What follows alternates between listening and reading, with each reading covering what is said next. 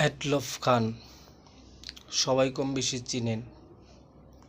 একটা মাইগ্যা একটা হিজড়ার নাম হলো অ্যাডলফ খান। এই অ্যাডলফ খান বাংলাদেশের সুদর্শন একটা পুরুষ হিসেবে সম্মানিত হয়েছে। আমার বুঝে আসে না, বাংলাদেশে কোটি কোটি পুরুষ মানুষ থাকা সত্ত্বেও এই একটা মাইগ্যা একটা হিজড়াকে কিভাবে সম্মাননা দেওয়া হয়। এর এই সম্মাননা দেওয়ার কারণে বাংলাদেশের কোটি কোটি পুরুষদের একটা অসম্মান হয়েছে।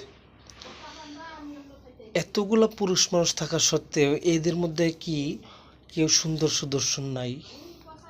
তাহলে এই একটা মাইগ্যা একটা হিজড়ারে সম্মানিত করা হয় কিভাবে? এটা বাংলাদেশের প্রত্যেকটা পুরুষ মানুষের অপমান ছাড়া কিছু না। এর প্রতিবাদ জানাই। একটা হিজড়া ওই আসলে ওর কিছু আছে, আর যারা ওরা পুরস্কার দিল এদের কিছু আছে। ওরা কিভাবে এই পুরস্কারটা দিল?